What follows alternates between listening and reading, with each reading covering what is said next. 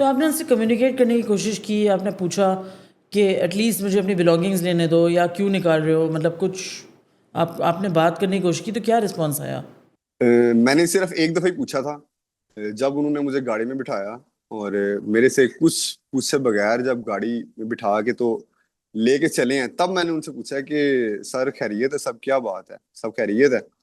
मैंने भी इतना पूछा तो उसने मुझे थप्पड़ मारा और उसने मुझे बोला कि उर्दू में कि तुम पुलिस की रिस्पेक्ट नहीं करेगा, चुप करके बैठो, खामोश रहो, ठीक है, सवाल करेगा आगे से। मैंने फिर उसके बाद कोई सवाल नहीं किया दोबारा उनसे। और वहां पे जाके भी किसी को पूछा है कि क्या चक्कर है, कब तक रखेंगे यहाँ पे, या क्या सीन है, या जगह कौन सी है। उन्होंने हमारे हाथ बांधे थे, बकायदा स्ट्रिप के साथ हमारे हाथ बांधे गए।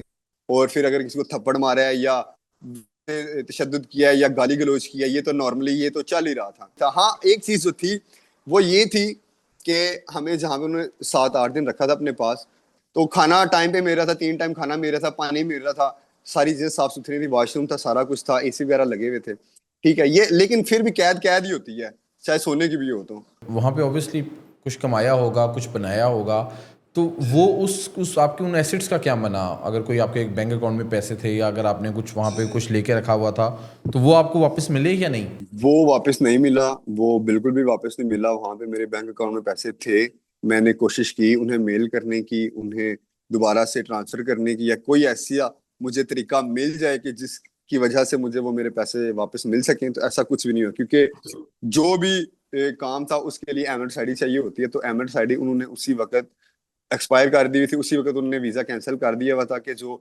एक्सपायर शो हो रही थी कि जी इनका वीजा नहीं है। तो ऐसे फिर वो वैलिड आईडी भी नहीं होती और ऐसे ट्रांजैक्शन भी नहीं होती, तो वो पैसे नहीं वापस आए। आपकी खबर, आपकी आवाज़, voicepk.net।